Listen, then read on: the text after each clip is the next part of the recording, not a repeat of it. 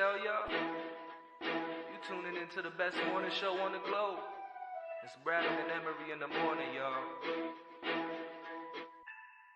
LeBron or Jordan, either one when I'm performing. Crossover, buzzer beater and I'm scoring. Bradham and Emery in the morning. Every play they on it. Every day I'm balling. Who's the coach? Who's the GOAT? Like Brady and Belichick, best show on the globe. And they embellish it. Y'all paying Ziffy. I'm Ken Griffey or maybe Mahomes. I stay in the zone, whether man to man or play in the zone. They can't stop me. Mayweather boxing. Curry with the shot, man. We just the best to be. Can we have our SP, please? This was meant to be. Every morning with Bradham and Emery.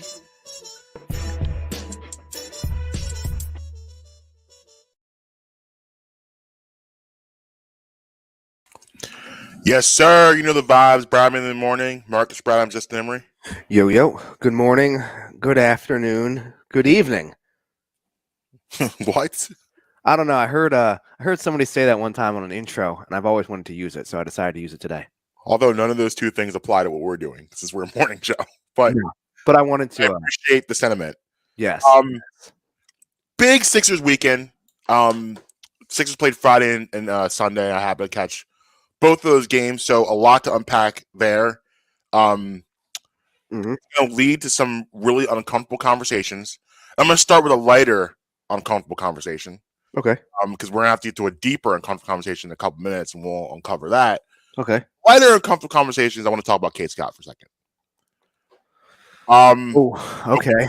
So I want to start off by saying, because I don't want this to come off the wrong way. Mm-hmm. Know what society we live in today. We know how people are. I know what you're about to say. I really did go into this season trying not to make the same mistakes I made with Tom McCarthy. I will fully admit, when Harry Cowles passed away in 2009, I was not really open to having anyone else fill that seat. And I did not give Tom McCarthy a fair shot because of my love for Harry Cowles. It was very hard for me to understandable, absolutely, in that seat, right? And I'll probably till this past year, where I've started to appreciate Tom McCarthy and be like, okay, he's pretty good. Like I was being unfair. I can rational that. A thing about Tom McCarthy, I think he may actually be better on football than baseball. Yeah, I haven't. I know he's done football for years, but I heard him. He also does basketball too.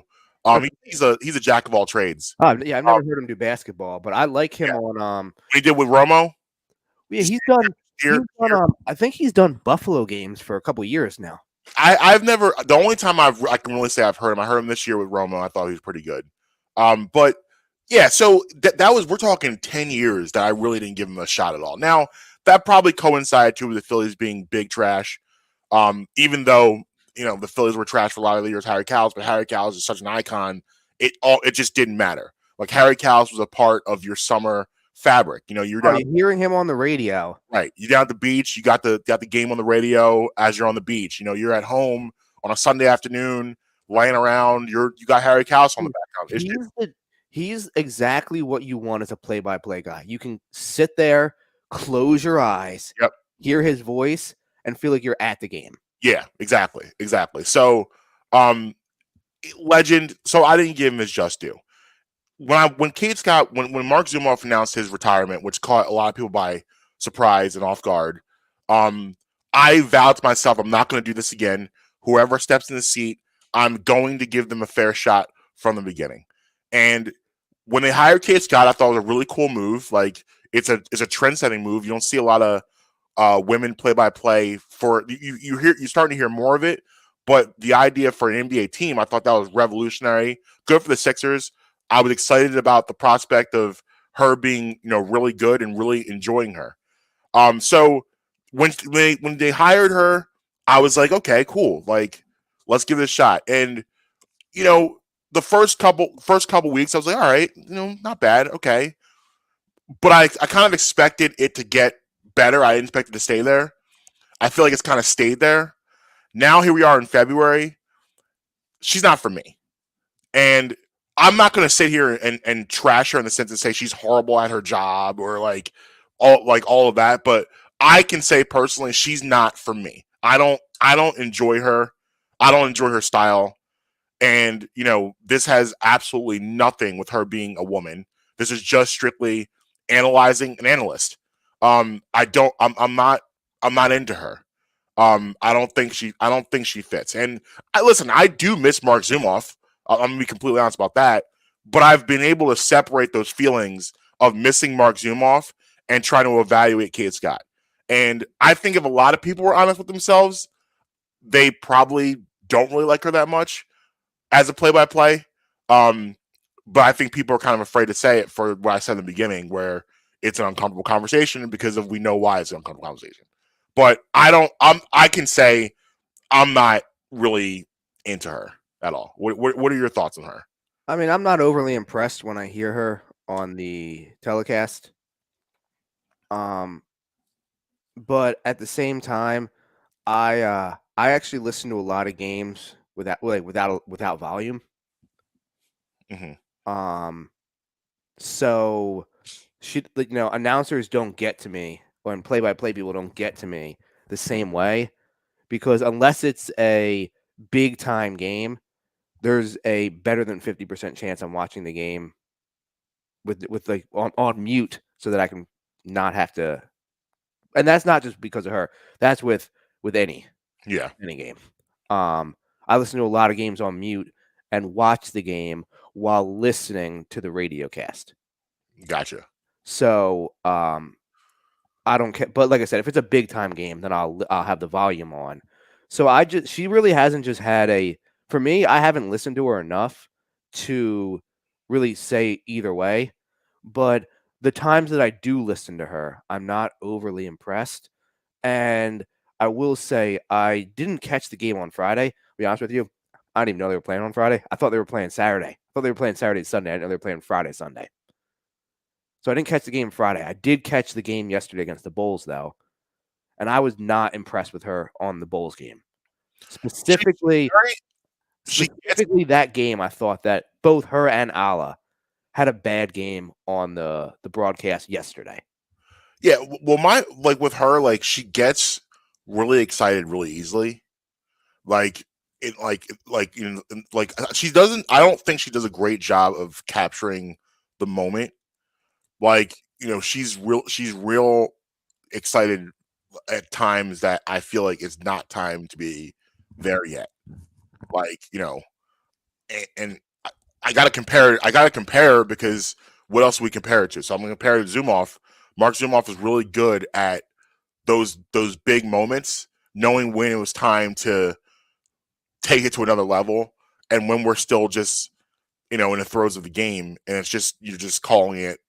And I also feel too with her, and it's Ala. I think has gotten a habit of this too. I think they try to get a little too cute at times. It's a little too jokey, and I don't while I appreciate a joke here and there, I don't want this to be a stand-up hour. Yeah, I think that it's very jokey, and I don't need that with my basketball. I'm here to watch the game, and I'm obviously I don't have a stick in my behind. I can take a joke every now and again. Marv Albert and Mike Fratello used to have a great banter, and they'd have a joke every now and again. Harry Cowles and Whitey Ashburn would joke on the air and stuff, and Zumoff and Ala did the same thing. They would have a joke every now and again, but I just wanted to be a little more serious, and I feel like every segment there was some kind of joke or whatever, and it's too cute for me. I don't like that. And listen, they're to each his own. There's gonna be people out there that you're out of your mind. I love her. I love Kate Scott, and I love that, and that's fine. I'm just talking about for me. She's not for me. What do we have to do to throw? How much money do we have to throw at Doris Burke to do just Sixers games? That still doesn't solve your problem, though. Because Doris is color. She's not play-by-play. So you're getting Ala out of there. I'm okay with that. You don't like Ala? I'm not in love with him. See, I enjoy him. I just feel like he can only he's at the mercy of his play-by-play. So if I feel like the jokey stuff, he's doing that a little bit more because that's what she's kind of doing. And when he was with Zumoff, I loved Ala with Zumoff. I thought they were great together. Now, my favorite color guy of all time is Steve Mix. I thought the mayor. I missed the mayor. Love the mayor, Steve Mix. I thought him and Zumoff were awesome together. Not Eric Snell. No, I don't think that's Zoo's favorite either. But I love Steve Mix was probably my favorite. I thought he did a really good job. Also, Malik Rose was really good, but obviously, he left for greener pastures. But but the thing is, I like a guy like Tom McGinnis, who's his own play-by-play and color commentator. the problem with him, he can't do TV. No. I'm not saying put him on TV, but I want him like that.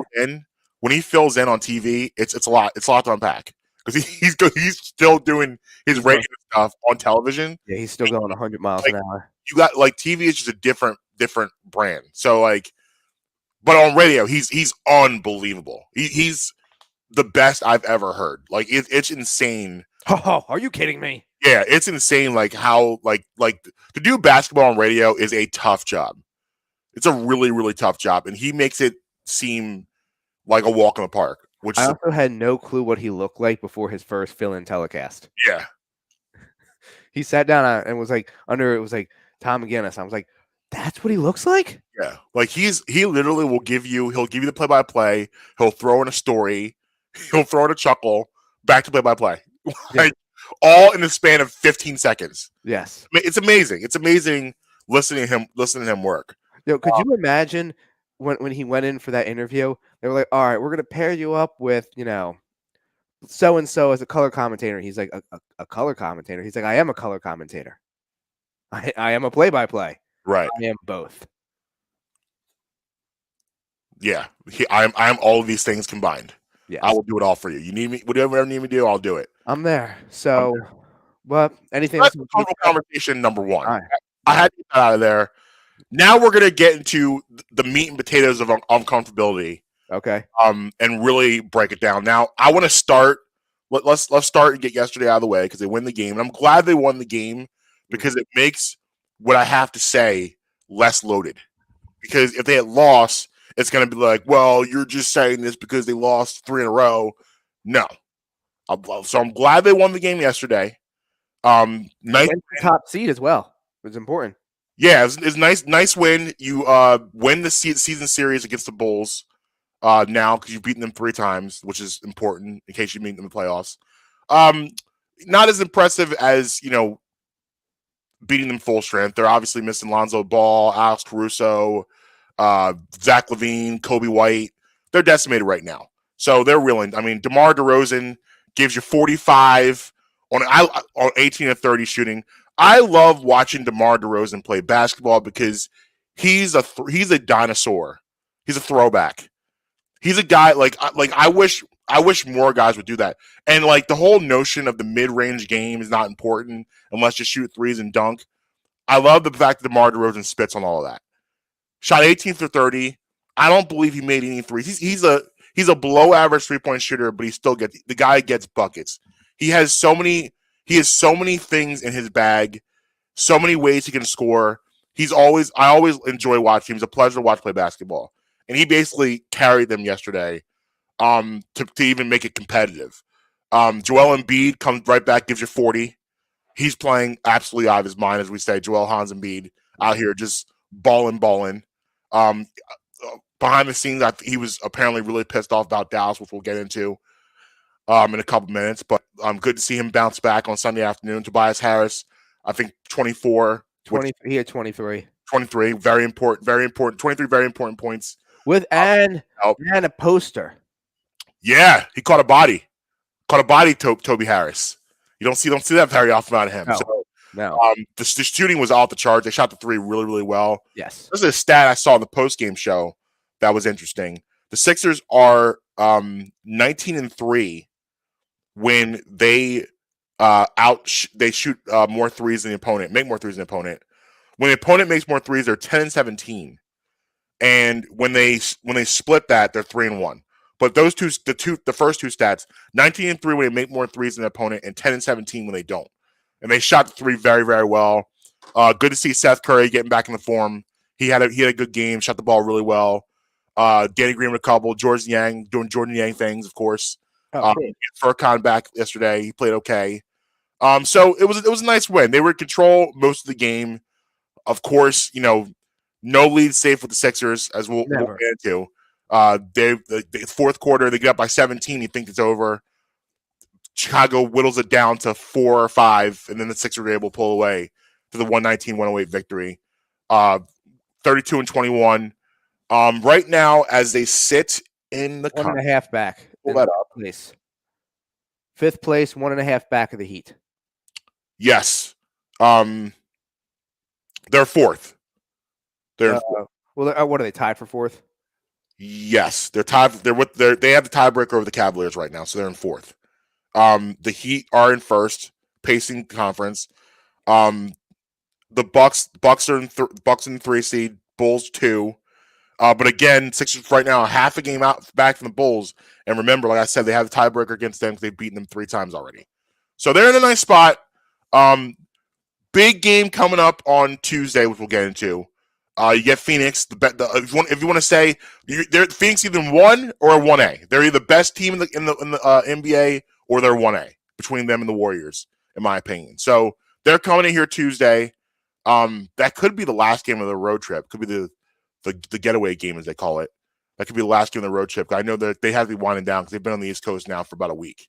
So could be the last game of the road trip. So we'll see how that pans out. But I want to get into Friday because Friday is where we're going to open up our uncomfortable conversation. Okay. Sixers playing Dallas. The first half, they dominate the first half. They outscore them by 9 in the first quarter, go up by 10 at halftime. Okay. So at halftime, if you're losing, you're winning, whatever, that is a time to get with your team and to figure out and make any adjustments you need to make for the second half. That's common sense. You're sitting with your team, you're getting ready, prepared for the second half to make adjustments. Dallas playing played Sixers straight up. Joel Embiid was absolutely eating them alive. They had no answer for him whatsoever. They were throwing like 37 big guys at him. It didn't matter. They really couldn't do anything with him, and he was single-handedly carving them up. So Jason Kidd decides, listen, I gotta try something different. They decided to go to a zone defense. Okay, a zone, which makes sense because now the posting looks a little different. It's easier to double team out of a zone if you want.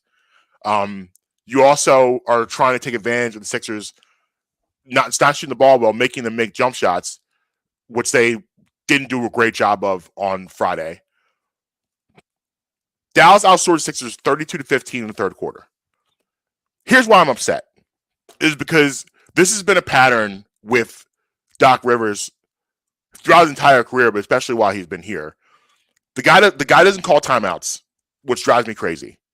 He doesn't stop momentum. And so listen, sometimes I agree, like Phil Jackson was famous for letting guys play through stuff. And sometimes you got to do that. But that can't be your answer every time. At some time, you're going to have to call a timeout, regroup, get things together. This zone defense is like they Sixers turned the ball over about, I think, 5-6 times in the third quarter alone. All because of this zone defense the Dallas Mavericks throwing at him. You're in control of the game. You're up 10. You're now down 7 going to the fourth quarter because you had a 17-point swing, and Dallas is up now. You didn't call timeouts. You don't stop momentum. You allow this team to just gain confidence, and they take over the game, and you end up losing a game you should have won. It was frustrating because I'm watching this unfold. I'm on my because it was a late game. It's 10 o'clock game, so I'm in the bed watching the game. I'm from the bed. Hey, Doc, what are we? Doc, call timeout. You're watching the league get them the leads funnel, and like they weren't. This wasn't back and forth. The Sixers couldn't do anything on offense. They had about 7 to 8 empty possessions in a row where they didn't score. The offense looked terrible. They needed to regroup, and there was no regroup. It drove me crazy, and it just got me thinking. And it got me thinking about Doc Rivers, and like it really got me thinking about. And like I always talk about relationships, how like especially when it comes to women, when a relationship ends, when it's like a bad relationship. it could be the most innocuous thing that causes it finally to come to an end. It's never a big thing. It's usually something small and tedious that makes the person think, you know what? I hate this person. I don't want to be with them anymore. It's not that big thing. It's not usually like they cheated on me. It's usually that happened in the course of it, but then like they didn't put the cap on the toothpaste the right way. And that made you think about everything. Like this wasn't a big deal on Friday in the grand scheme. We're in February. I shouldn't be freaking out about a game against Dallas Mavericks in February. But this kind of got me thinking about everything. Because while game 7, we talk about game 7 against the Hawks. And we talk about, the Ben Simmons and the bench and everything. The blown leads of 26 points and all that in game 5. We talk about the blown lead in game 4. We also have to have the conversation about how Doc Rivers got here in the first place and how he ended up in Philadelphia.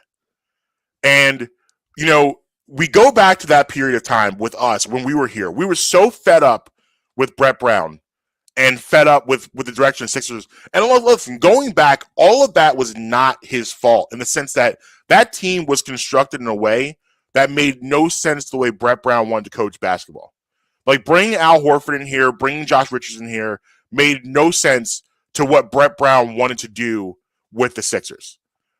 So we get to the end of the season and we're all just stressed out and frustrated because we're seeing right before our eyes all of this hard work of this process and all these things go down the drain.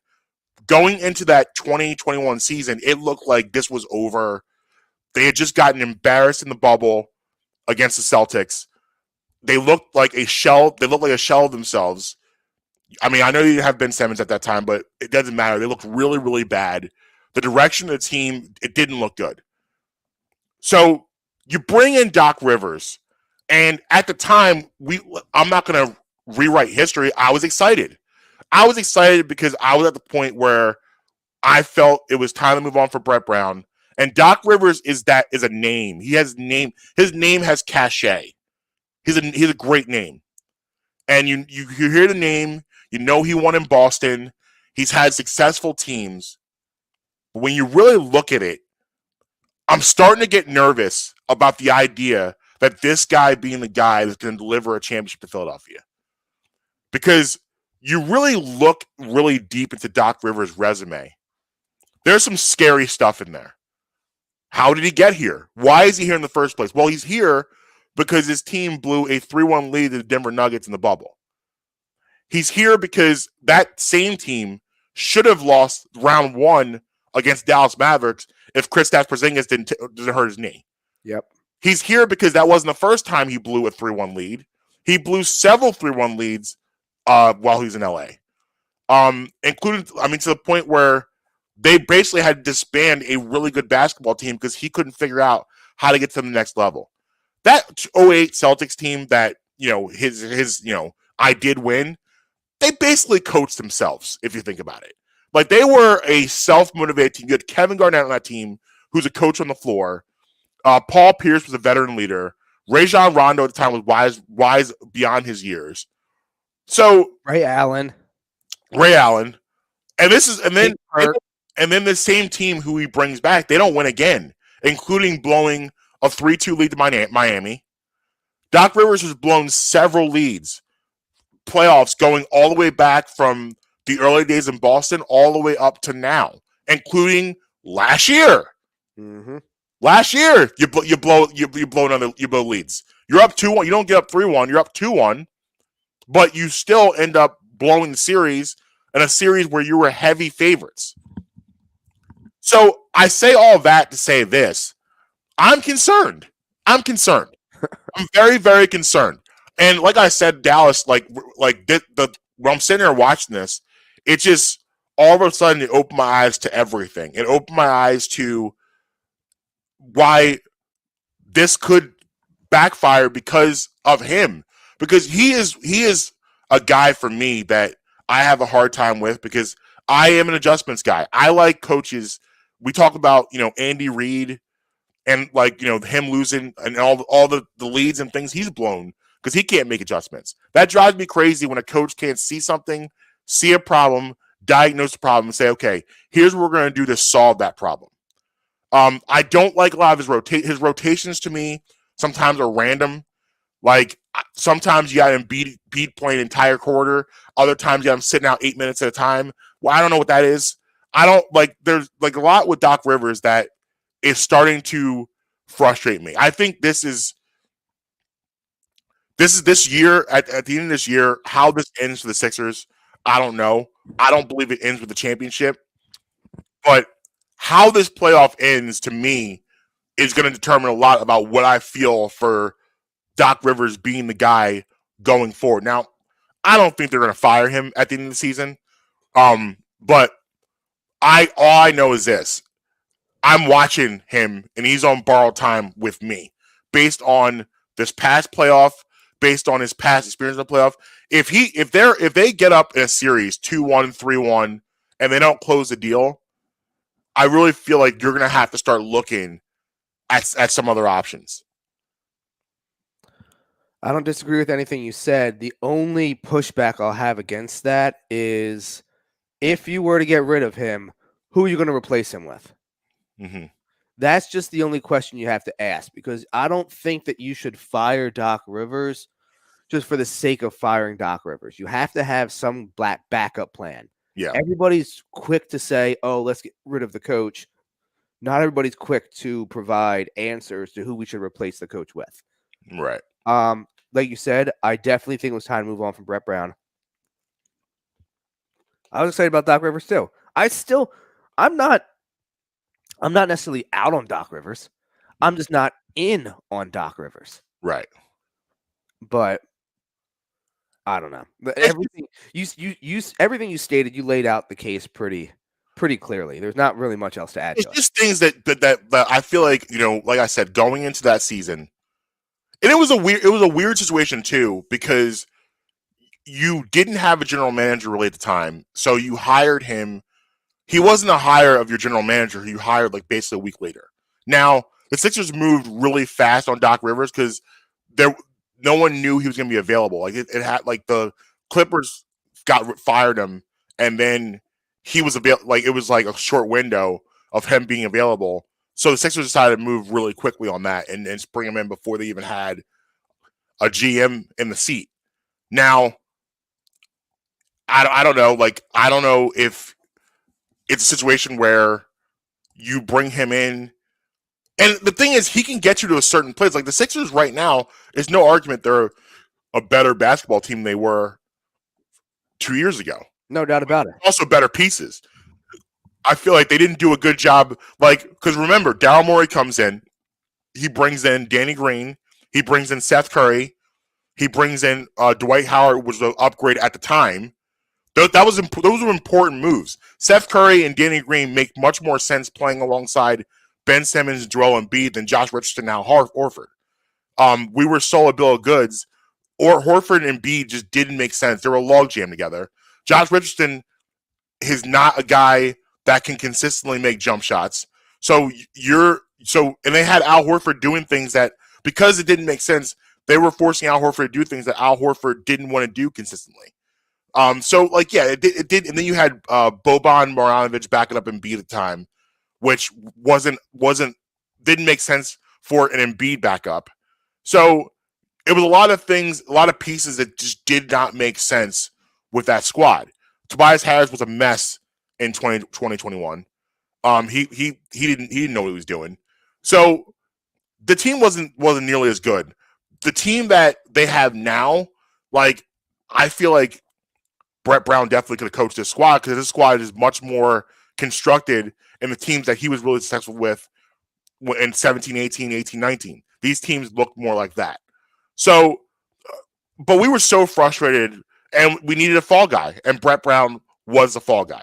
Joel Embiid's not going to fall on the stick, even though we wanted more out of him at the time. He's not going to be the fall guy. We're not going to get rid of him. Someone had to go. And remember at the time, Ben Simmons and Joel Embiid both were saying unfavorable things about Brett Brown. They both were saying they weren't being held to a higher standard. They weren't being held to any sort of standard. They were kind of running the asylum. The inmates running the asylum, so to speak. Some of that is Some of that is BS in my opinion. Because if you're motivated enough, you don't need someone to hold you to a higher standard. I like my like. I feel like for a veteran squad, yes. For a young squad, I need you need more out of them than I think that he was. And like Jimmy Butler also. I mean, remember just before, I think literally days before the pandemic hit. I think it was like the Tuesday before the pandemic. But Jimmy Butler went on JD Redick's podcast and said a lot of wild things about. Was that when he was saying the things about like film study or whatever? Okay. Yeah, it was film. He talked about 20 minutes about the Brett Brown time in Philly, and it would have been a way bigger deal if we didn't go through a pandemic 2 days later. It kind of got shoveled under the rug, but it's something I've always paid attention to as kind of like why this wasn't working here. And at the time, remember, this is when Ben Simmons was like, I need someone to hold me accountable, which was obviously a lie, as we can see. You didn't want. Because when he's held accountable, he disappears. Right. Joel Embiid wanted that. He obviously didn't want that. So I think that, Doc Rivers has definitely had a positive effect on a guy like Joel Embiid. I think he's definitely they've definitely forged a great relationship. And I think that also when Doc Rivers came in, Daryl Morey comes in a week later, and that was kind of the shift of things kind of being built around Embiid as opposed to Simmons. Anyway, I look at this like while this all happened, and we were so excited because we needed a fall guy that we didn't really take in consideration what we were getting. Sometimes you get more excited about who you're getting rid of than who you're getting. And like, well, yeah, it just leads me back. Now, like I said, I'm all on board with getting rid of Brett Brown and bringing in Doc Rivers. mm-hmm. But that just goes back to what I said: is everybody's quick to fire him. Who you're going to replace him with? Yeah, I mean that's a great and I'm not. Listen, I hope people understand. I'm not advocating for firing Doc Rivers right now. That's why I'm calling this an uncomfortable conversation, because it's a conversation I think needs to be had about where we're at with him and things that we're seeing. But I don't think at this point in time, like you said, who are we bringing in? Number one. Number two, I don't think he's done anything here yet to lose his job. Right. I don't think we're there. But we should be looking at the totality of his work and everything that's led up to this point. And there's some red flags in there and some things of concern. Yes, I agree. So it would be irresponsible not to discuss those things that are concerning. I agree. And like that, like I watched the game Friday and watched that third quarter specifically, and it was troubling. It was troubling watching this team fumble through the zone defense, not having any clue how to beat it, and your coach not doing anything to help you in that moment. Even after the TV timeout, I'm like, okay, yeah, TV timeout. What it was going to be different? Nothing was really different, and like that's concerning to me. Like I didn't see in a zone defense. Listen, it's really simple. You take your big man, you flash him in the middle, you let your big man run the point from the middle. That's it. that's really all you really need to do. That's pretty much the basis of beating a zone. Nobody was flashing middle. There was no cutting without the basketball, no back cuts, nothing. And I'm like, well, this is something I would teach my 7th graders. Like, I don't like, why are we not, what is happening here? The alpha defense would tear them up. Yeah, absolutely. They don't want any part of the alpha. One of these days, you're going to have to break out the whiteboard and really go into depth about the alpha. I'll show you the alpha. I'll show you sicko mode. We got a whole thing. We need that. Yeah, definitely. The people need this kind of knowledge. They do. Yeah. I mean, I really do hope. Like, listen, I said it before. I don't believe this year's championship or bust, because right now, I don't think they have the pieces. I think they can definitely make a run in the East with this team constructed the way it is now. Especially you got the Nets, who are free falling. Oh yeah, 8 in a row. And losing ugly. Harden looks like he's mentally checked out. He looks like he's checked out. Who knows when Durant's gonna be back? Irving's playing part-time. It's a mess over there. By the way, that's a conversation we'll get into, because now we're going to talk about shifted to the Harden thing. So if the Sixers trade for James Harden on Thursday, by the way, Justin Grasso will be joining the show on Wednesday at 9:45 a.m. Love it. Get some pre-trade line talk, pre-deadline talk, Sixers talk, the whole 9 yards. So I wanted to let you guys know that.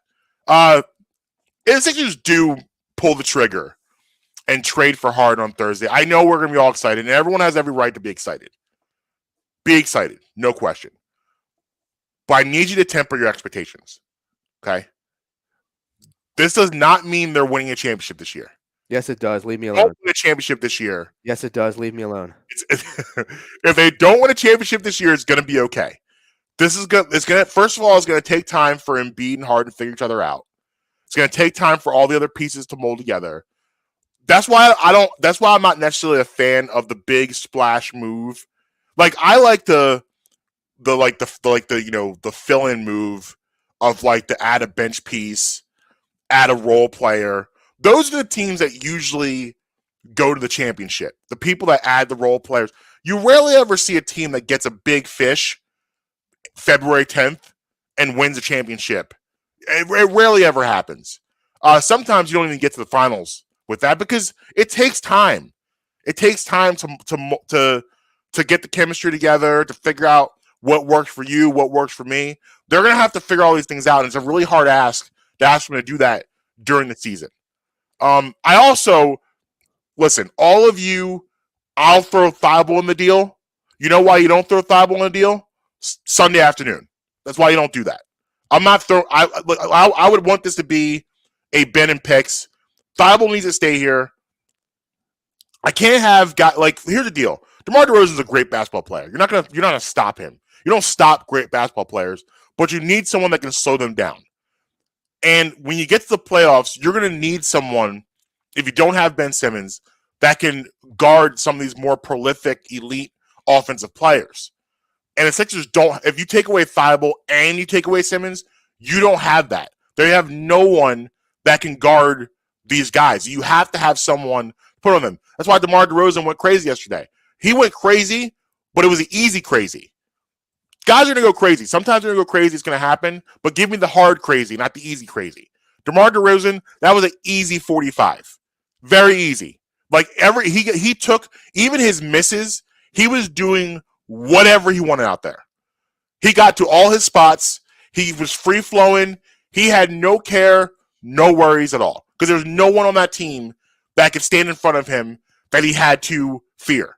And Matisse Thybulle can take guys like that and force them in some bad shots, make them work a little harder to get their offense. You need that. It's important. And you take that away, give him Shake Milton. Give him Ben and Shake. Shake and go. You're going to have to give up more than that. Well, if you want to trade for Harden, okay, you need to give up Ben and either Maxey or Thibault, maybe even both. No, absolutely not. Well, here's what I say to you. I say no. We'll see in the offseason. Because here's the deal. The Sixers have all the negotiating power. What kind of power the Nets have right now? No. See, that's the thing is that the Nets think they have leverage, and they don't. They don't. Because at the end of the day, he's a free agent in the offseason. You can opt out of the offseason, and you get nothing. So my conversation is simple. Listen here, Sean. Is that they would have to do a massive overhaul to sign him as a free agent. Because of how much money he's going to demand, they're not going to be able to just sign him as the team is presently constructed. They're going to have to move a lot of contract money out. That's okay. We can figure that out. We can cross that bridge when we get to it. Well, I'm not saying that they're not going to do it, and I'm not saying that Simmons. You got to assume Simmons will be traded, so we'll have to get rid of probably Simmons and Harris. Yeah, the cap space necessary for Harden to come in as a free agent. Now, like I said, I'm not saying that they wouldn't do it, and I'm not saying that I wouldn't do it. Mm-hmm. It's just that if you to bring him in as a free agent is going to take a lot of work from a contract and financial standpoint. Right. And they'll figure it out. I will say this. I don't need Harden on Thursday. They have accountants and lawyers to handle that stuff for them. Exactly. I don't need Harden on Thursday. I don't need it. It'll be nice. I'm not going to say no, but I'm not like for me, mortgaging the future for him right now when he's going to be a free agent in 3 months makes zero sense to me. And the Nets are going to be terrible for us. The Nets are probably going to be not terrible, but they'll be in this position for the rest of the year. Like they're going to end up playing themselves in the playing tournament, the way they're playing right now, and the way they're probably playing the rest of the season because we don't know what Harden's availability will be. You know what Kyrie's availability is going to be. It's not available full time, and also then you got Durant with his injury, which he'll be out till after the All-Star break, sometime in March. So he'll probably be back for the playoff push. But the way they're playing right now, I mean, they're not just losing ugly. Oh yeah, 8 in a row, and now they go home, so you don't get Kyrie. So you're gonna have nobody for this homestand because Harden's probably not playing, and then Kyrie's out because it's home, and then Durant's out. So you got nobody. So they're like, all those reports about Harden being unhappy are completely believable. What is there to be happy about up there right now? There's nothing to be happy about. Nothing to be happy about. Unhappiness everywhere. This is not what I left my kingdom of Houston for. That's what he has to say himself. I was a king. Oh, he was the king of Houston. I was a king, and now I'm a peasant. It was him and JJ Watt. Right. And now look at me. Now look what I did. So, I could see him not being happy and thrilled about what's going on. But if I'm the Sixers, I'm not. No, you cannot have Thibault. You cannot have Maxey. Absolutely, positively not. We'll see you in the summer, and we'll figure this out then. Maybe you guys will come to your senses by then. But we're not budging on that because like I said, Maxey is an absolute no. Because here's the deal with Maxey. You're going to need him for the later years of Embiid's prime. When Embiid starts to fall off that cliff a little bit and he can't go out there and give you those games like he gave you yesterday, you're going to need Tyrese Maxey to be the catalyst. Because by that point, you're looking at Maxey being 27, 28, entering his prime. We're not even in this kid's near his prime yet. He should be entering his prime as Embiid is leaving his. So you'll get some extra years of competition because of that narrative alone.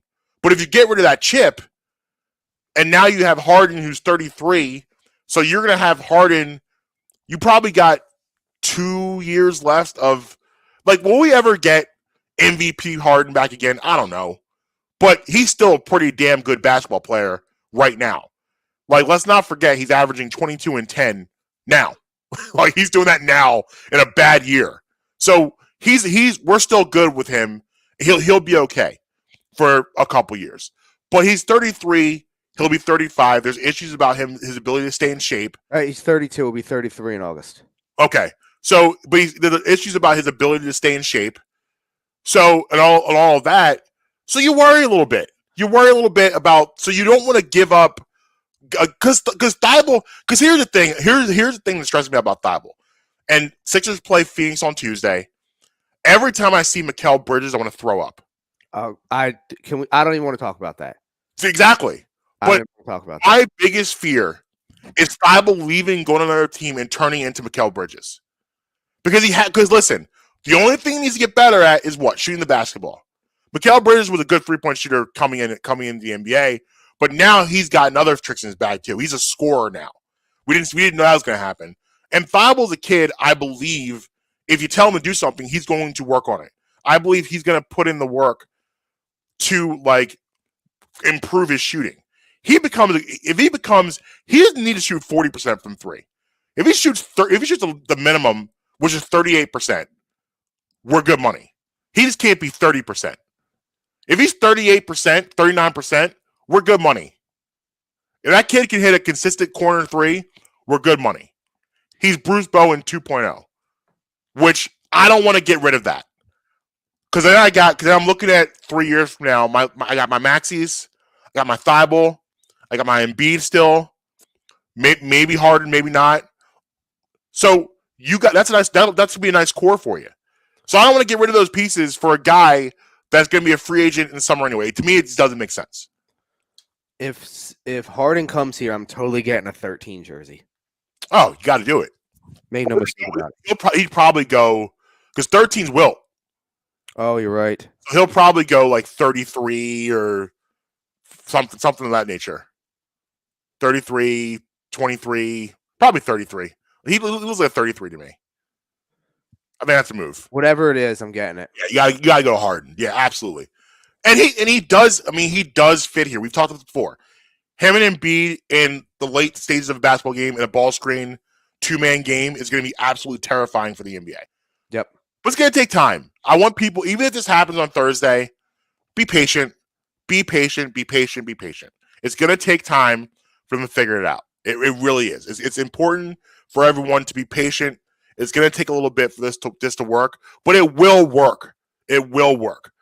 And I still believe, even if they get him on Thursday, next year is the year for me. Next year is the year where it's like, okay, we're going for it all this year. Let's go. Let's get after it.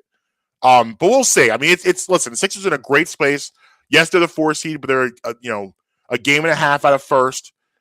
In striking distance of every spot moving up. And they're in a good spot. Real quick before we go to break, Cavs make a nice trade.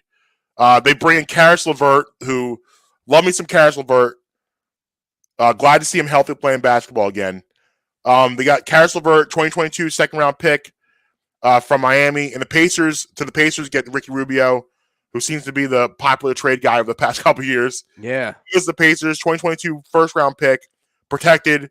Second round picks, 2022 via Houston, 2027 via Utah. The Cavs aren't going anywhere. They've quietly done a great job rebuilding that team. Evan Mobley probably gonna be rookie of the year. Darius Garland, and then the scary part about them is they don't even have Colin Sexton this year, so he's out for the rest of the year. So that's scary, bringing him back in the future. And then you got guys like Jared Allen, cast off from Brooklyn.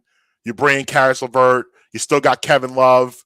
They're a good squad. They'll be around. It's interesting. It's interesting, probably if you're LeBron James watching this, because you leave, but if you didn't leave, this wouldn't have happened because they wouldn't be able to rebuild this way. But they did a good job. They rebuilt it way faster than I thought they were. I mean, they were in the NBA Finals for the last time, 2018. That's the year Bron left, and now they're back in their playoff team again 3 years later. Pretty good. So the trades are starting to happen. We'll keep you guys posted on that.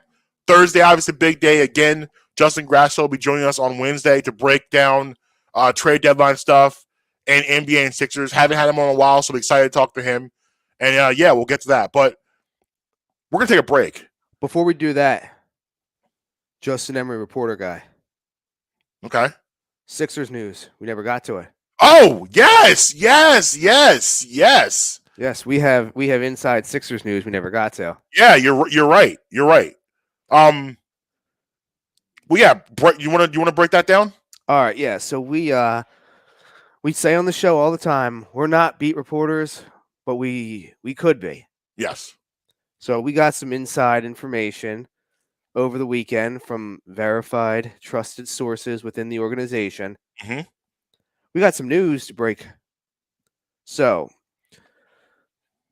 let's start with where should we start with this? Because there's quite a few bullet points. A lot to unpack. Let's start with the Morey Doc stuff. Okay, so Doc Rivers and Daryl Morey hate each other. Absolutely hate each other. And the only reason that Morey hasn't fired Doc Rivers yet is because Joshua Harris won't let him. You can see that in the way they interact. Let's stop right there for a second. Okay. It's important because we talked earlier about, and I didn't get specifics, but Doc wasn't a Morey hire. No. The ownership group hired him. So this is where it gets weird, where that timing of Morey coming in, because usually you let your general manager pick the coach, and that didn't happen. And this is not Morey's hire. So right there, the conflict has begun. And you can see when they interact with each other. They don't necessarily come off as friends. They're coming off that we have to work together. Right. Secondly, Doc hates Paul Reed, and Morey loves him. And they are constantly butting heads over Paul Reed. Okay. Any take on that? I just like, for me, that's one of those things where so that to me goes back to the first point of them not liking each other. I don't think either one of them care that much about Paul Reed where it has to be a sticking point. Like, if you and I, we like each other outside of the show. So therefore, when we have a conversation about something like something like that, like there's some things that are negotiable, there's things that are non-negotiables. Paul Reed shouldn't be a non-negotiable. That's silly. Right. But it's a non-negotiable because we don't like each other. Yeah. So like, I'm not going to give in to you. You're not going to give in to me. That's what happens when you don't have a great relationship. Yep. Morey wants to move Tobias Harris to Oklahoma City. And Doc is throwing his quote-unquote power around within the organization to not allow that trade to occur because the Thunder need to get to the salary floor, and Tobias will push them to the salary floor. Mm-hmm. So what, like, I'm interested to see what are you trading? Is it just a salary dump and you're trying to get some picks, or essentially what? Okay. I mean, he would be a salary dump to OKC because they need to bring on a max contract. And for the Sixers, it's not a great contract. If you can get rid of that contract, even though Tobias Harris is playing much better in the past couple weeks than he was when the Boo Birds were out and everything, still, it's not a great contract. Revisited, not the greatest contract in the world. Again, we've said all the time we can't fault Tobias Harris for that, but it's not a great contract. No. Morey is refusing to move Maxey and Thibault, and he blames Doc for not playing Maxey more last year and accelerating his development. And we talked about this. I don't know. I didn't say my opinion on this, but I was going to save it for the show. I don't know if that's fair to blame Doc, because what are you supposed to do? Like, so you're advocating for yanking out your starting point guard and playing the kid, even though he kind of did that a little bit in Game 6 in Atlanta series. But what was going to, like, Maxey is a point guard. You have Ben Simmons who's playing like 40 minutes a night. How is that supposed to work? The only reason why we've seen this Maxey and this springboard of Maxey is Simmons hasn't been here. If Simmons was here, and we could get a Harden for Maxey, I probably still would be like, yeah, just trade him. Not now, because I've seen what I've seen. My eyes have seen I can't unsee this. So I don't want to take it away now. But like, if we had the same Maxey last year that wasn't playing as much, we saw he had flashes and we knew he'd be pretty good. We probably all would be like, yeah, okay, put him in the deal, fine. But not now, absolutely not. So I don't know if that's fair for Morey to say you didn't do a great job developing, because obviously they're doing a good job with him this year. I think a lot of the development too happens in practice, not in the games, for a kid, like for a younger guy. Like his development, the work he's put in with guys like Sam Cassell, who you see every time Maxey goes to the sideline, Sam Cassell's right there in his ear, giving him some sort of advice. Doc Rivers, you see him coaching him up. I think I would beg to differ. I think they've actually done a really good job with Maxey. You're seeing it this year. Morey's point is this could have been done at a faster pace last year. I don't agree. If you remember, there was large stretches of the season last year where Maxey didn't sniff the floor. Yeah, because Doc doesn't like to play rookies. He's anti-rookie when playing him. He's not big on. That's basically what they're pushing back is when they should have played him. Okay. All right. I'm not saying play him as a starter, but he should have seen the court more earlier in his rookie year. Okay. That's fair. Here's the last one that's the most damning, I think, maybe to Doc. Okay. And that as soon as the offseason comes, Doc Rivers goes on vacation mode. Mm-hmm. Everybody deserves time away. Yeah, of course. But he basically goes off the radar and doesn't really talk to anybody until gearing up for the training camp the following year. This isn't just a thing with him and Simmons like that came out in the report. He does this with everyone basically in the organization. Like I said, everybody deserves a vacation. Everybody deserves time away. Right. But when you're the head basketball coach of a professional team, right, you got to operate by a different set of rules. Yeah, you look at coaches, like, I mean, they most coaches don't take really any time off, maybe a week here or a week there, but they're workaholics and they're constantly doing something about the team. That's what it is. Doc Rivers goes to LA and basically I'll see you next year. Yeah, that's troubling. It is to have that type of attitude. And like you said, yeah, you do deserve to have some time off and have some time, but it's a lot of grind in being a coach. It's a big time grind position. There's only 30 jobs in the world for it. So. And at the end of the day, you could still if I'm on vacation, I can stick in some work time. Like for instance, listen, I'm not comparing myself to an NBA coach, obviously, but we went down to Florida, took my laptop with me, we did the show. I went to Vegas. I took my laptop with me. Right. You still can sneak in, and I had a great vacation. Now, granted, doing the show to me isn't work. This isn't a real job. So I don't look like that. But I feel like being an NBA coach is not a real job. In a sense that, bro, you can for a few hours in the morning, you can send out some text messages. Right. You can send out some emails. Of course, it comes every job comes with work, and every job comes with some sort of a grind. But I feel privileged to do this. Absolutely privileged to have the honor to do this. This is honor for me to do this. Just it should be how you should feel. But I guess you get to a certain position and you just take things for granted. So, but yeah, that's a lot. It's a lot to unpack there. Hearing it, I don't know that anyone really should be surprised by hearing this stuff. No, but it's interesting stuff. Definitely interesting. Yeah, Justin Emery, reporter guy. All right. I also recently found out I'm a cheesecake guy too. Cheesecake is amazing. Love me some cheesecake. Yeah, just found that out. We're gonna take a break on the other side. We forgot to get into a little football news and notes on Friday that we'll get into. Dougie P being the aforementioned of that. Mm-hmm. I have a question about the starting quarterbacks of the Super Bowl. Okay.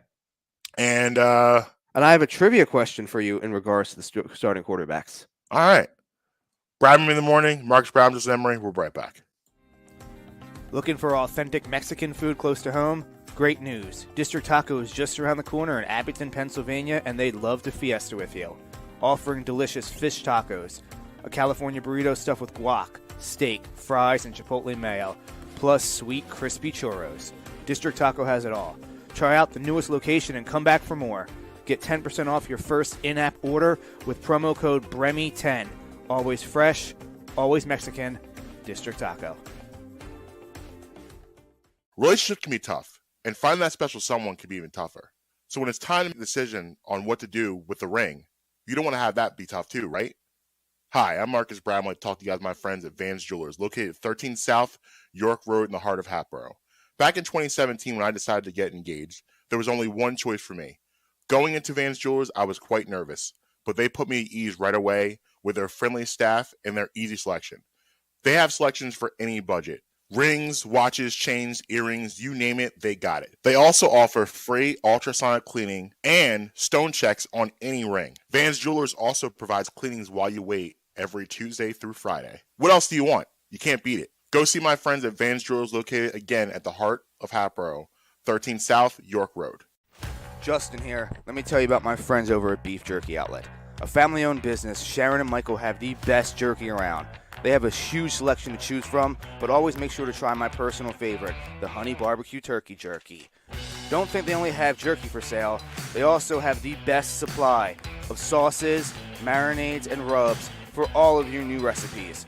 Located at 110 Lincoln Highway, right by Oxford Valley Mall. Head on over there, go in and say, yo, Justin sent me.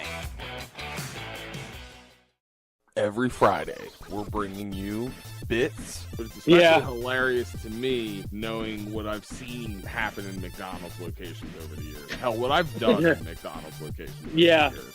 Hits. Always winterize your pipes. I think that is such a funny... And everything in between. See, it's the opposite. You don't see it, and he was totally about eating that baby. We are Twitty and the Brand. We're going to ruin something that you love. New episodes weekly on all your favorite podcast streamers. Yeah, man. Welcome back. Bradman in the morning. Marques Brown, Justin Emery. Before you, get always winterize your pipes.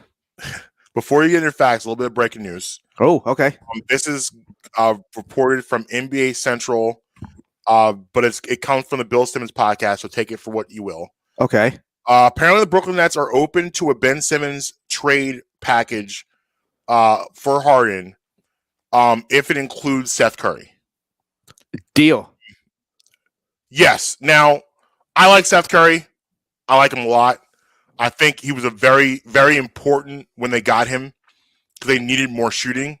I don't think he's as important now that he was. Like, he's a guy that I'm okay. I'd be okay with that. If you're going to say Ben Simmons, Seth Curry, some picks, you get Harden, in.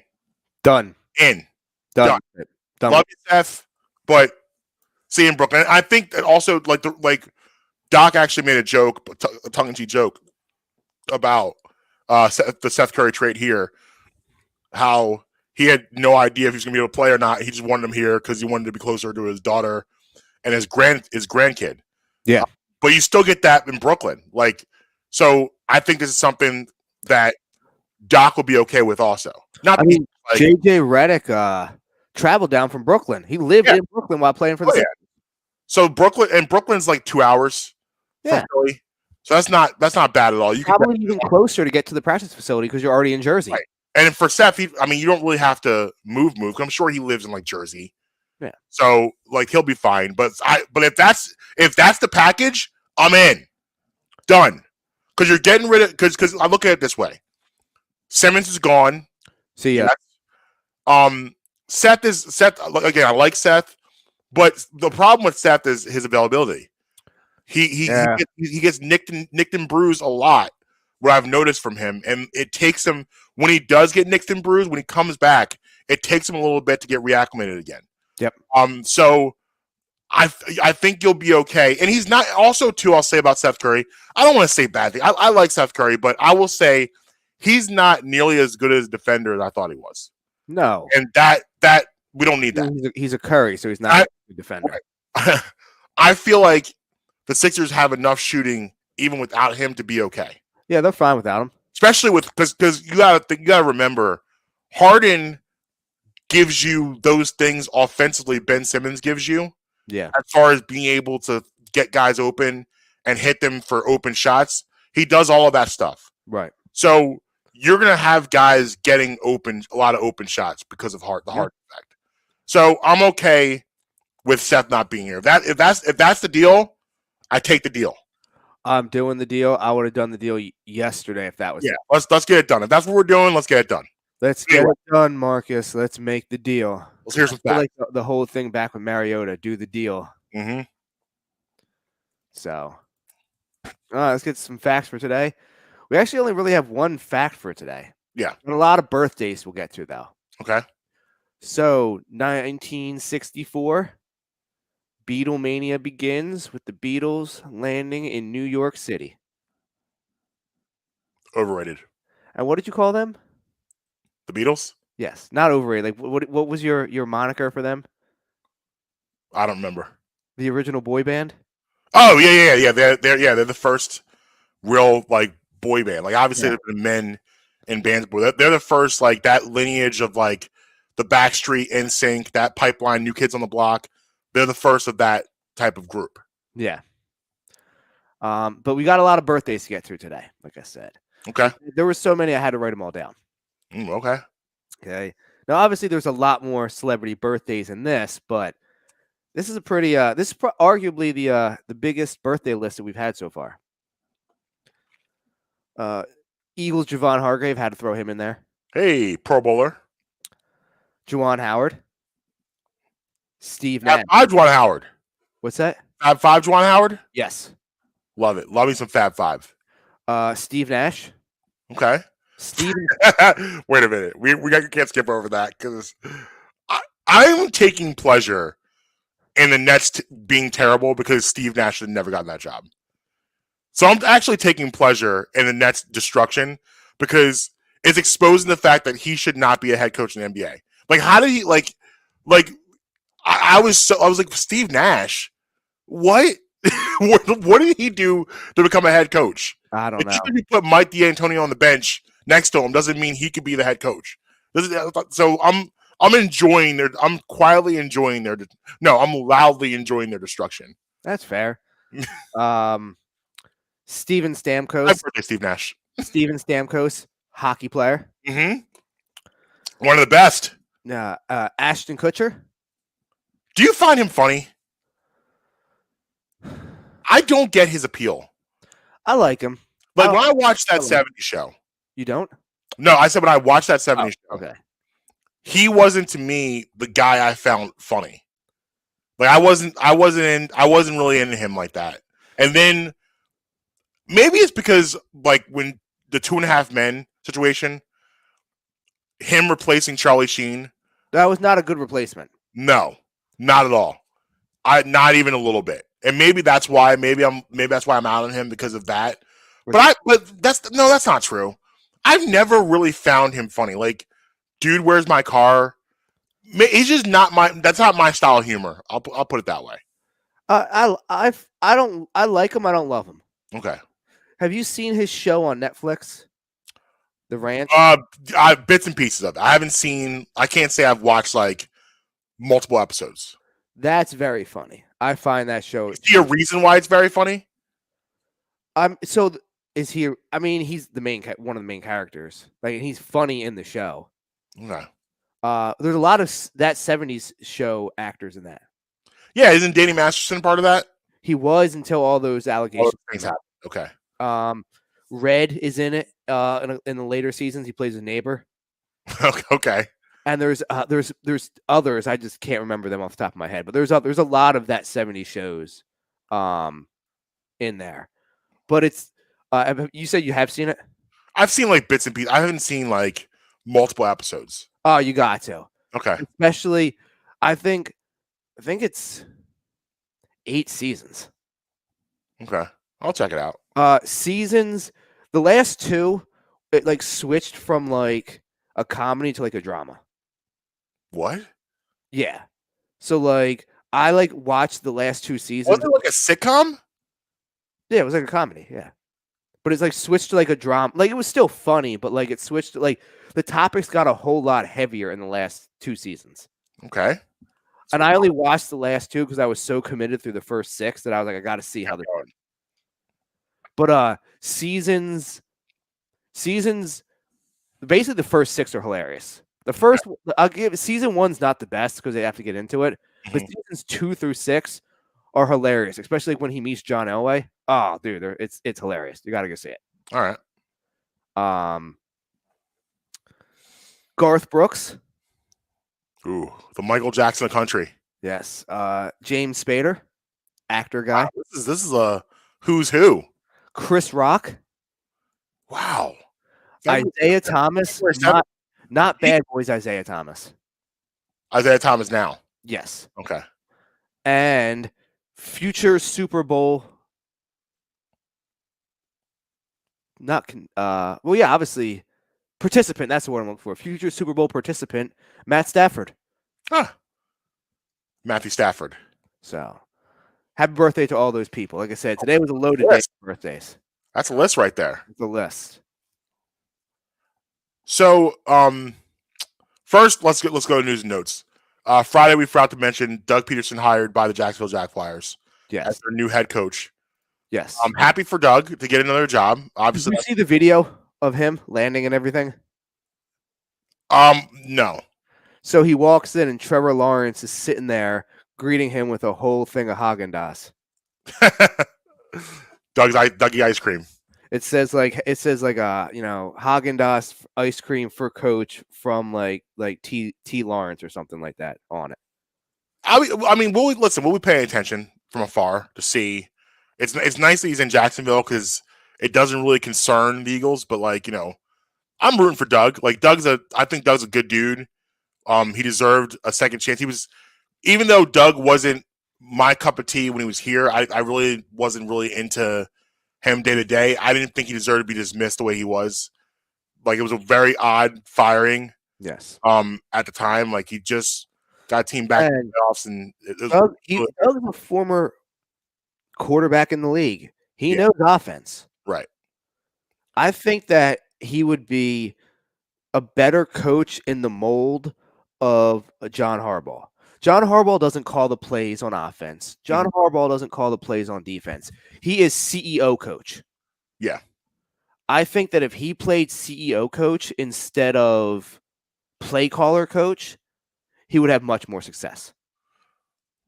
I would agree with that. Yeah. And, let's see.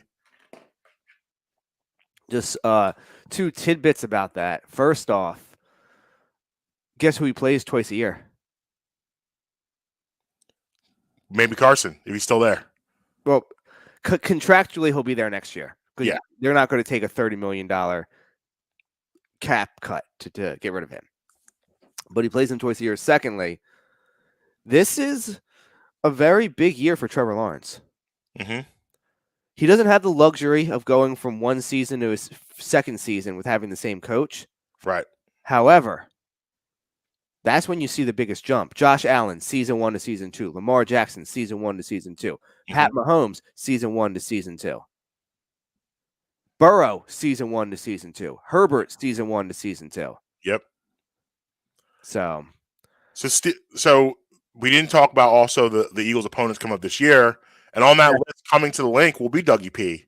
and the Jaguars. Mm-hmm.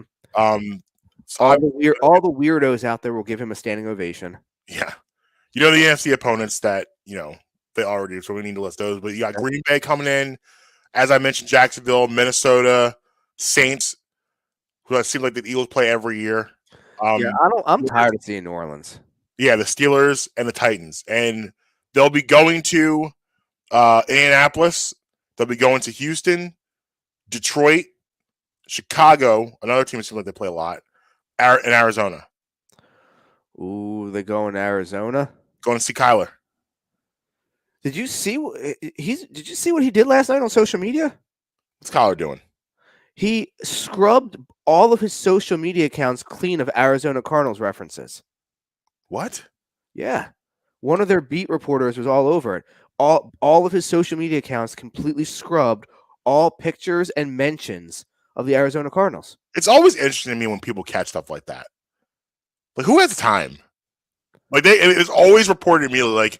Like when they talk about Drake unfollowing Rihanna and ASAP.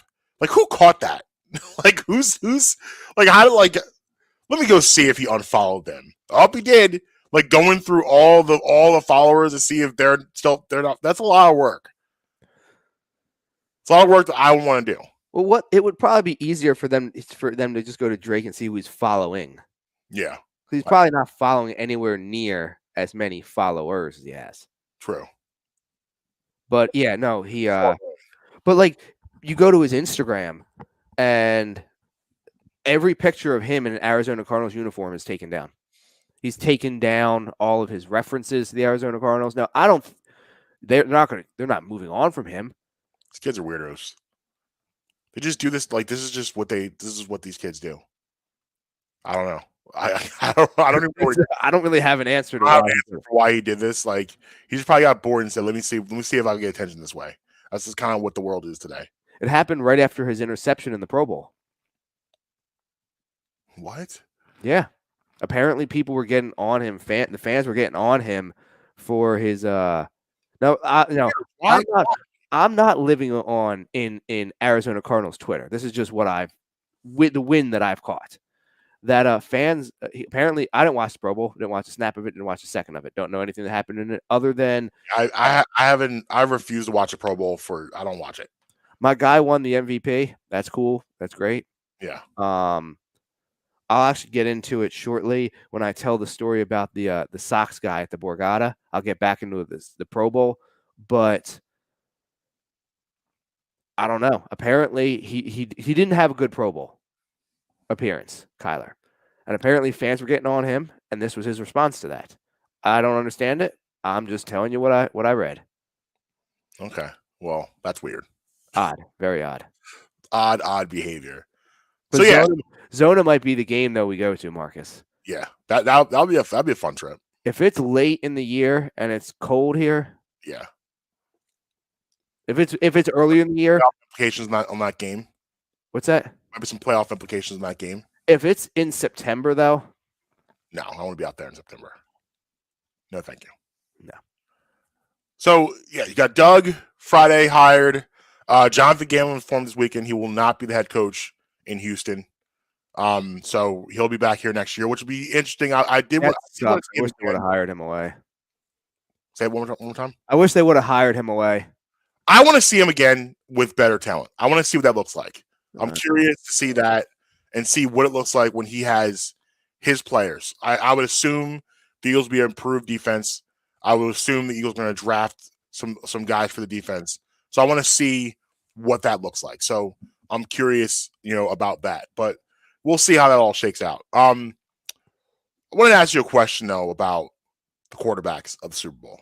Okay. You got on one side, you got Matthew Stafford, the veteran, Detroit for all those years, not a lot of playoff appearances. And on the other side, you have Joey Franchise. Yep. Who already has played to a level that most sane people are very impressed with. Yep. Taking a team, as I said before, that is not ready to be in a Super Bowl yet. But this is what happens when you have a franchise quarterback that can literally carry you to heights you're not ready to get to yet. Yep. So Sunday they will meet. Yes. Who do you trust more? Big game. Who do you trust more? Do you trust the veteran Matthew Stafford, who's still, after all of his accolades, all of his accomplishments, still has something to prove? Or do you trust Joe Burrow more, the guy with the pedigree? Who do you trust more? So before I answer that, I'm going to pose this question to you. It's a trivia question. I'll give you my answer, and then you can let me know your answer to the trivia question. Okay. Matt Stafford, Joe Burrow, squaring off in the Super Bowl, both number 1 overall picks. Mm-hmm. Do you know the last time that happened? Okay. Now, I will give you my answer, though, to your question while you ponder that. Okay.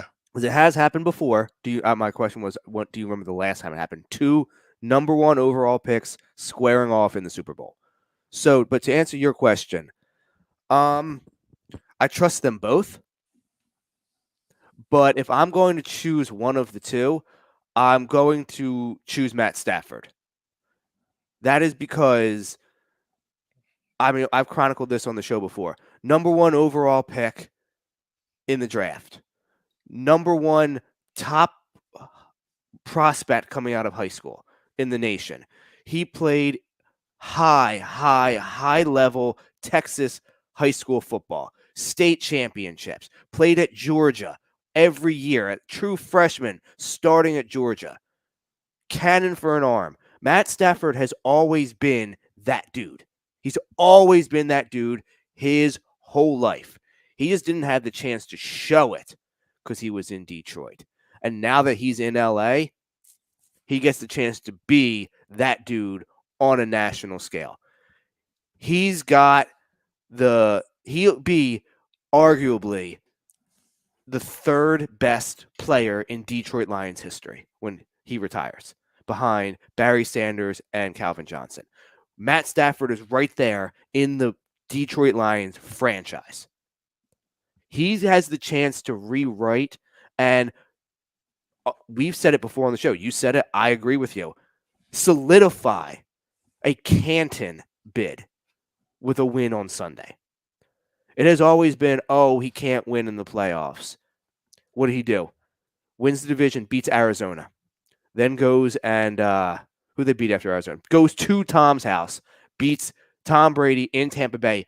The final game of Brady's career, he lost to Matt Stafford. Then he comes back, and granted, he had a bad throw that should have been intercepted against the 49ers. That should have been a pick, but it wasn't.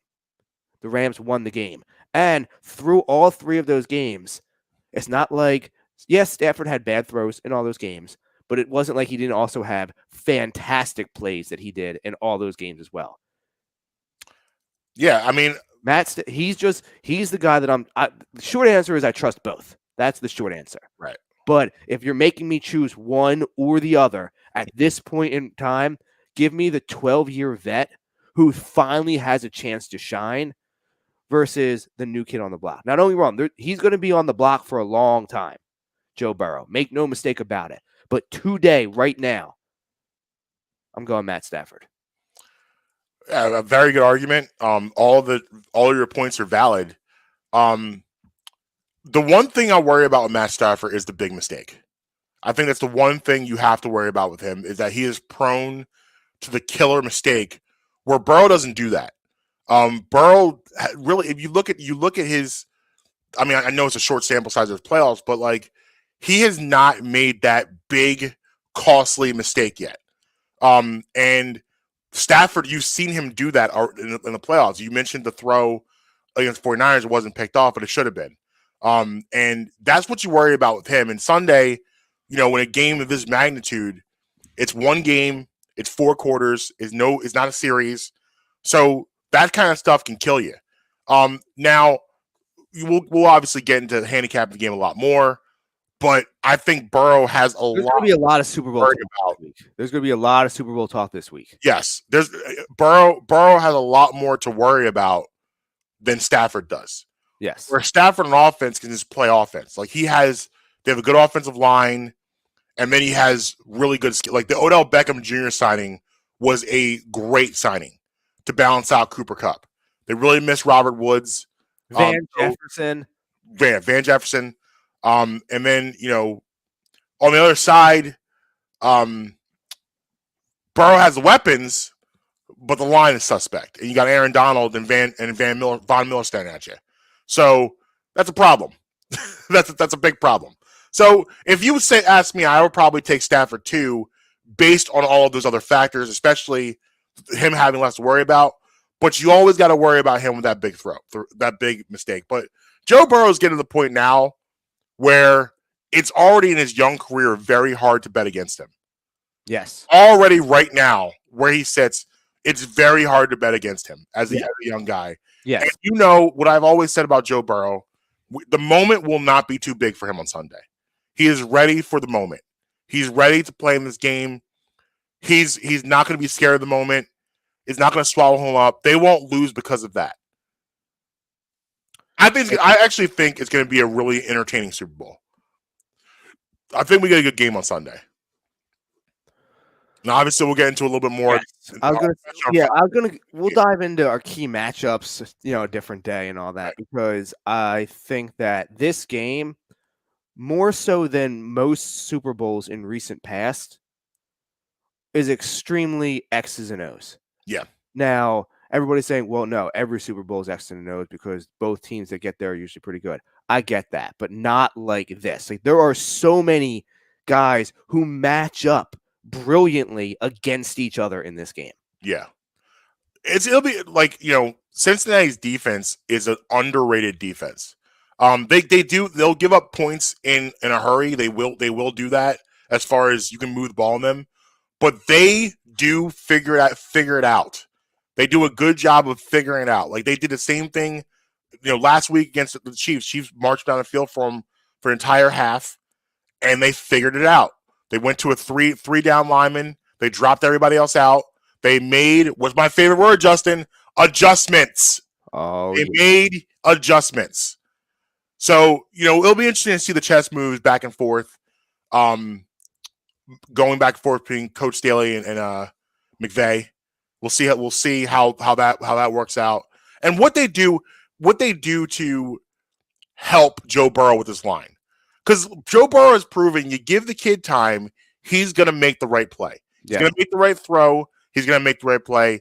He just needs a couple seconds to get that done. Now, do you have the answer to the trivia question?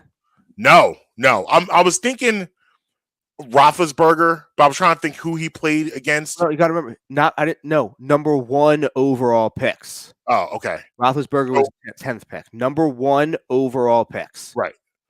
So this has happened before, like I said. This is not the first time. But do you remember the last time it happened? Payne was number 1 pick, right? He was. And Breeze was not, I don't believe, right? No, he wasn't. I don't think he was number 1, but he was. He may. I can tell you this. That's not the answer to this question. Okay. So while he very well could have been, I don't believe he was number one. I'll look that up. But that's not, either way, that's not the answer to the question. Cam Newton, Peyton Manning. Okay. So Peyton was involved. Peyton was involved. Okay. But the thing is that Brady has been involved in so many Super Bowls as of late. Right. You don't really get that. Right. Yeah. Let me look up. Yeah, that's a good question. Also, this is the first Super Bowl where both head coaches are under the age of 40.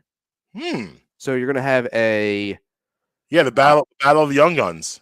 And another thing is Zach Taylor came from Sean McVay's tree.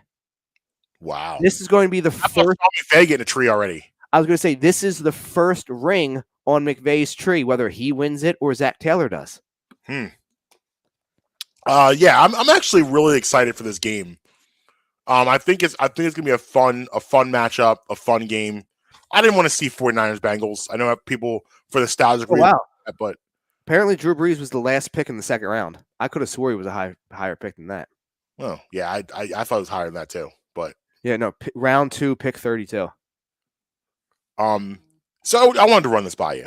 Okay. I was at the grocery store yesterday. I went to Trader Joe's for the first time the other day. Yeah, you were telling about you discovering Trader Joe's. Oh, that place is wild. I've never been there before. Trader Joe's. Time. It was. I don't go at 2 p.m. on a Saturday though. I can see that being a mess. Do not. I mean, like they were quick, but don't do it. So I was at the grocery store yesterday. Okay. And I think it's long known and voiced how much I hate Walmart. And Walmart is doing this too now also. Every store basically is doing this. The self-checkout. Yes, love it. Hate it. Love it. Hate the self-checkout. Why? Here's why. The idea of the self-checkout makes a lot of sense. If you have 1 item, 2 items, whatever, you just want to get in and get out. I don't understand the people that go shopping for the week and go to self-checkout. Well, yeah, why the hell would you do that?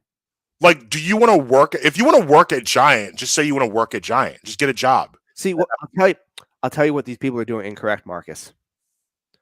If you're doing self-checkout, you can go into Giant, get one of the scan guns. Literally, as you can start scanning it as you're packing your cart up. So when you get to the self-checkout, you scan the gun and it takes the whole inventory off the scanner gun. So when you get to the self-checkout, you're already bagged. You're just paying. What? So what do you mean I'm already, like, I still have to bag the groceries, don't I? Well, so you walk into Giant. You got your cart. Boom, boom, boom. You walk in. You get the scanner gun. You the scanner gun, and you're swiping items as you're putting in the cart. Okay, so at the scanner gun thing, they also have a bunch of bags for you. So you go take Rice Krispie treats off there. Bang, boom, scan it, throw it into the bag. You go this thing, bang, scan it, throw it into the bag. So you bag as you shop. As you shop. So then when you get to self-checkout, you scan the gun, and the register takes the inventory of everything you scan, and then you pay. You're already bagged. You just continue pushing your car all the way through. No, I don't want to do this. This is too much work. No, I trust me. I thought the same thing. Then I did it. Most efficient way to shop. Trust me. I don't know. No. The most efficient way to shop is that pre-doing it online, so somebody else picks it, and then that's the most efficient way. If we're just being honest with you, that's where I want to be at some point, because I'm getting tired of this. Because here's what's happening is everyone now is going to the self-checkout. You can absolutely do it now. People do it now all the time already. Yeah, I may get into it. Everyone's going to the self-checkout now, and you're getting these crazy lines. So what's happening is they're not getting the traditional cashier. They're only opening up 1 or 2 lanes. Oh, no. See, the thing is, when I go, and I'm only speaking for the times that I'm there, there's multiple traditional lanes still open. We're not getting that. We're not getting that at the grocery store. I don't like it. No. I don't like it. They're taking away traditional lanes. No, the Willow Grove Giant is still going strong with that. They'll have the self-checkout, but they'll also still have 8 to 10 traditional lanes open for you. Mountain Giant is not, and I'm not happy. We got to talk to the mountain. I love the Mountain Giant. The Mountain Giant is a nice giant. It's always fully stocked. has a lot of great items in there, a lot of stuff I've never seen in other Giants. So I'm very pleased with the production of the Mountain Giant. But the checkout lines, I'm not happy. Because stuff, like I said, if I have 3 items, okay, yeah, I'm going to do self-checkout. No problem. I just can't stand the people that take their entire groceries for the week and go to self-checkout. I don't want to stand. This is supposed to be a convenient thing. It's not convenient for me to watch you bag all the dinners for the week. Now, question for you real quick. Yeah. Now, I agree with you to a certain point. My personal limit to go into self-checkout is 12 items. Yeah, it should be. It should be. I know that I can ring up 12 items myself pretty quick. Yeah, that's not a problem. It should be like you should treat boom. We're good to go. I'm paying them out the door. Yeah, you should treat like the express line when you go the 10 items left or 12 items left. That's fine. And that's not because I'm trying to be considerate. I don't want to hold up the people behind me. I don't care about the people behind me at all whatsoever. I don't feel like being there at the register for that long. That's my problem. I just don't know. Like if you're over $100, I don't know why you want to do that. Like I said, if you want to get a job at Giant, just go work at Giant. Yes, I agree. I agree with that point. I don't want to do that. Like I don't want to work here. There is also though people that scan at different paces. Yes. If you can get in there and you can fly through it, yeah, I'm okay with you having more items. You know, if you can get in there and get through 20, 25 items in a reasonably quick amount of time, I don't push back against that. You know the problem is here. First off, it's the people that go in there with 4 items and still take forever. Yeah. The people that go in there with 50 items and take all afternoon. Yeah, they're menaces. But I'll tell you the problem is when you have kids. Because this is the type of stuff the kids want. Because the problem with kids is kids think adult jobs like this are fun. And like kids want to do things that adults don't want to do. So like you have kids with you, they want to go to the self-checkout because they get to scan the item and they think it's a game. Where me as a grown-up, I'm like, I don't want to be here. Yeah. I want you to do that for me. I don't want to do it. Because I've put in my time in. See, I don't know if this still stands. Well, the store's not there anymore. But did you know, Justin, that I was at the time, back in 1995, the youngest cashier in the history of the Dolestown Acme. 14-year-old Bradham, cashier. Fresh off. There was a huge issue. Was that your first job? My first. Well, your first job was at a card store, wasn't it? Yes, I worked at a baseball card shop when I was 10. Yeah, I was like off the books. Yeah, I remember that story. You telling me that. Yeah, so like that was like the place to be. That was awesome. But my first, I guess, quote unquote, real job was at Acme. I was supposed to be a bagger. I got hired to be a bagger, and they had a huge epidemic. Wiped out like 3 or 4. They got two cashiers sick. 2 cashiers got fired. They're like, Bradham, you're up. I was like, all right, here we go. Let's get after it. I got in there, and I never got removed. You got to get busy. Yeah, I was a cashier from 14 to 18. Ooh, nice. Yeah, so I've done that before. I've been down that road. Were you at the Giant in Doylestown? No, Acme in Dolestown. It's not there anymore. The one. Well, I guess it's Dolestown. It was Dolestown Township. It was where is it? 611, right where Applebee's. That parking lot where Applebee's is. Oh, okay, all right. I know what we're talking about. Yeah. So there's that Acme, but it's not there anymore. Gotcha. I didn't know if you were at the one on Main Street. No. That's the one that I would take the kids to during the height of the pandemic when there was nothing to do. Oh, you'd go all the way up there? We would go for a drive, like, yo, let's go to Dolestown Acme. Like, yay, Dolestown Acme! And like, because Dolestown Acme had a lot of stuff that we didn't have at our Giant, so it was like a field trip. Let's go to Acme. Because literally we had nothing to do. That was when, like, we're talking May 2020, when it was like you couldn't go anywhere. So that was like a fun experience to go to the Dolestown Acme. Swoop is the only person that loved the pandemic. Because I had nothing but the thing is I was in Vegas. So it was nice every day. I could go outside and do whatever I wanted to outside every day. Yeah. This dog went on so many freaking walks. I had nothing else to do. Yeah. I was like, hey, Swoop, you want to go on a 5-mile walk? Let's go.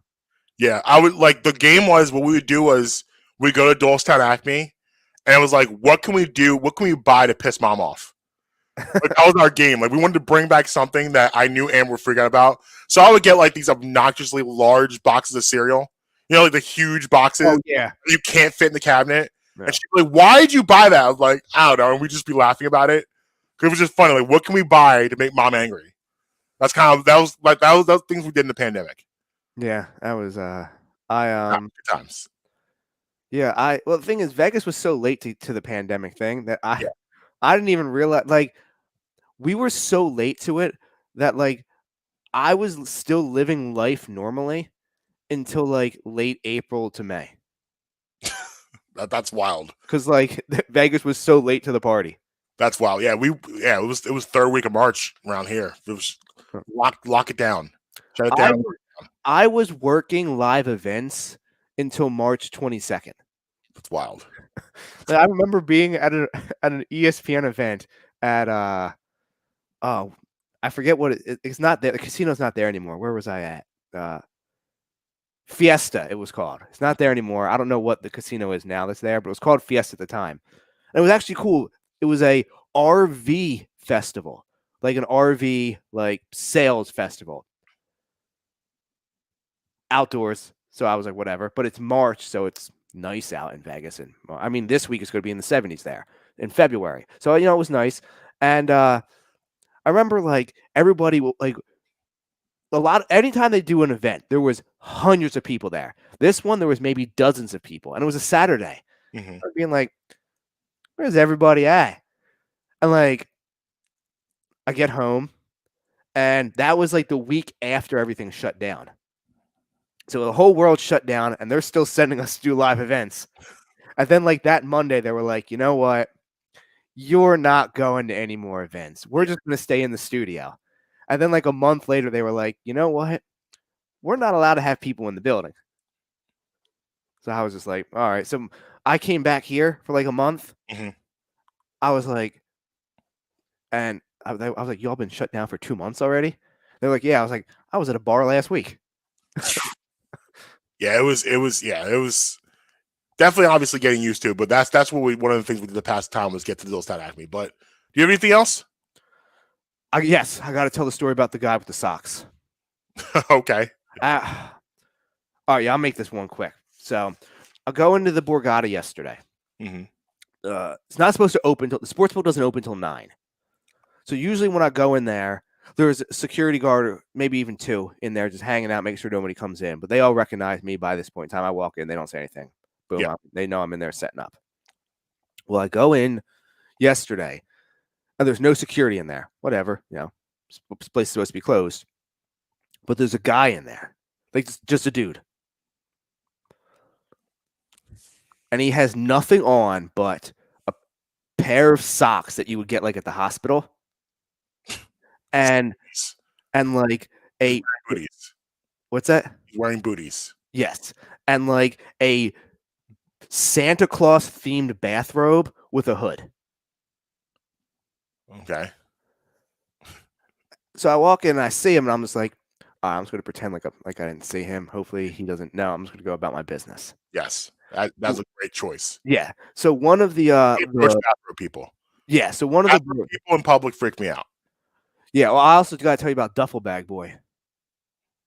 It's a great song by Wayne. And yes. Yeah. But Duffel Bag Boy lost about 80 grand in the bathroom. So, I didn't find it because otherwise I wouldn't be here. But, so he comes up to me and the first words out of his mouth are, "Do you know who I am?" No, and I don't want to. He goes, "Well, everybody knows me. Just ask anybody. Everybody knows me. I'm going to be on TV later." And in my head, I was like, "Are you going to be on TV because you're going to get arrested? Like, right? What are we doing here?" He goes, "I'm the richest guy in the world." I look at him and go, "You're not Elon Musk." Right. He goes, "You're not Bezos." Yeah. I was like, what are you talking about? He goes, "I lost $13 billion yesterday." So I like looked at him and like, what are you like heavily invested in Bitcoin or something? Like that's the only kind of thing you can be in. $1 billion yesterday? Yeah. Like, well, he said this yesterday. So he was inferring on Saturday. So I was like, well, what are you like heavily invested in Bitcoin or something? Like that's the only way that you're able to lose like that amount of money in that quick amount of time. He goes, no, he's like, it's not Bitcoin. He's like, but that $13 billion is just pennies to me. And I was like, okay. Then he goes, when I was 14 years old. What's that? Was he sober? He didn't come off as intoxicated. Yeah, he didn't sound like he was. I mean, here's the thing. I don't know if he lost 13 billion, but his ability right now to give 0 Fs is making me think because this is how rich people behave. Well, so no, hold on. It gets better. Okay. Right, it gets better. So he goes, when I was 14 years old, I got kicked out of my house because I got caught smoking. And he's like, my parents didn't like it, so they kicked me out of the house. He goes, they didn't know I was a genius by that point in time yet. Now, whenever I run into somebody at the board, I always like, for example, there's this high roller there that's there all the time. Mm-hmm. You would not know he's a high roller by the way he dresses. Very nondescript. Honestly, most people who have like that crazy amount of wealth, they don't wear like Balenciaga and Louis Vuitton. Like they're dressed in like black t-shirts and like khaki pants. He always wears a red Nike hoodie and like black sweatpants with like sneakers on, and he'll walk in very nondescript into the book with his hood up. Mm-hmm. I mean, like I've talked to him before. I know who he is. Like, there's days where he'll come in and he'll have like a nice sports coat on, like a nice shirt. But more often, like when I saw him yesterday, he had on just a plain black hoodie, hood up, black sweatpants, nondescript. He doesn't bet anything under $100,000 on a single bet. But you would never know by the way he dresses. So I always got to be a little careful because I don't know exactly who I'm talking to when I'm there. Like there could very well be billionaires walking through there that I don't know who they are. Actual factuals. So I always got to be a little careful, like I said, about who I'm interacting with. Right. So he goes, my parents didn't know I was a genius by this point in time yet. So he goes, but I figured out the meaning to life while I was underneath the tree in the park when I was 14 years old. I go, okay, what's that? He goes, the meaning in life is to be kind to others. And once I learned that, I was the richest person in the world. So I just stood there. I was like, all right, so he's one of these people. Okay, one of these people. Well, he then tried to offer me some candy. I did not take any of that candy from this. Rapper out of rapper. Hey, like here, take this. Into the bathroom and whipped out some candy? Yes. Was it rapper or no rapper? No rapper. Oh no. Yeah, so I was like, yo, I'm not dealing with a rapper, but even no rapper is non-negotiable. If I don't see a rapper, no. I was like, no, I'm good. He's like, it's for you and the other guys. I'm like, I'm good. I was like, I don't really eat candy. That's a wild move. That's a wild move post-pandemic. Now, obviously, anybody that knows me knows that I'm lying when I say I don't eat candy. But I was like, no, I don't eat candy. You can't eat candy out of the bathrobe, no rapper, in February 2022. No. That's not a good move at that time. So he goes, he's like, if you don't know technology until you've met me, he's like, I took apart my Android phone and replaced it with Apple parts. So now I have Apple and Android on my phone. And I was like, I don't think it works like that. So then I was like, all right, I got to get this guy away from me. Why didn't you just walk away? I'm in the sports book setting up. Like I don't have anywhere to go. Like he's now at my place. You didn't give him the old. All right, well, I gotta get back. No, I did. He just didn't get. He didn't get the memo. He didn't get the memo. Stop signs. So eventually, I put up the partitions. I was like, all right, I'm done with this. I put up the partitions to at least get him because he was like hovering over me. So now I at least have him like 15 feet away from me. I got him a little bit away from me. You know what I mean? So I was like, all right, I'm going to get some breakfast. So I'm like, do all what I gotta do. I go get breakfast. Come back, and this is sitting.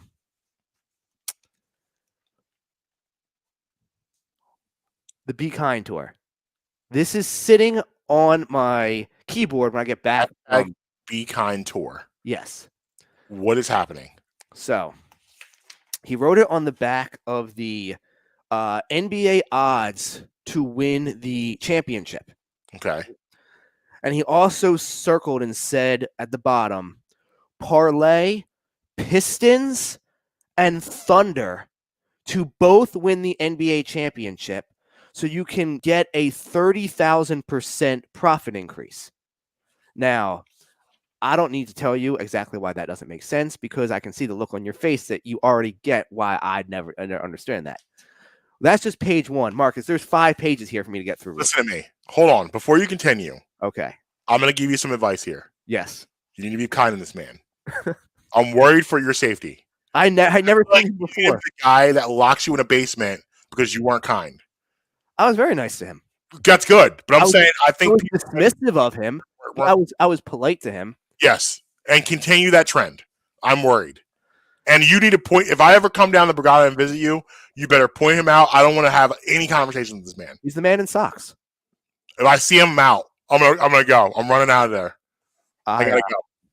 So then he how long were you gone? Like how did he like how long were you gone from the table? a good 30, 40 minutes. Okay. All right, continue. Yeah. So then he had I have the odds here for the NHL Stanley Cup. Okay. He has bet $100 on the Coyotes to win. Just so you know, right now I'm looking at the Coyotes are 1,000 to 1 odds to win. So I'm not betting $100 on them. I can tell you that much.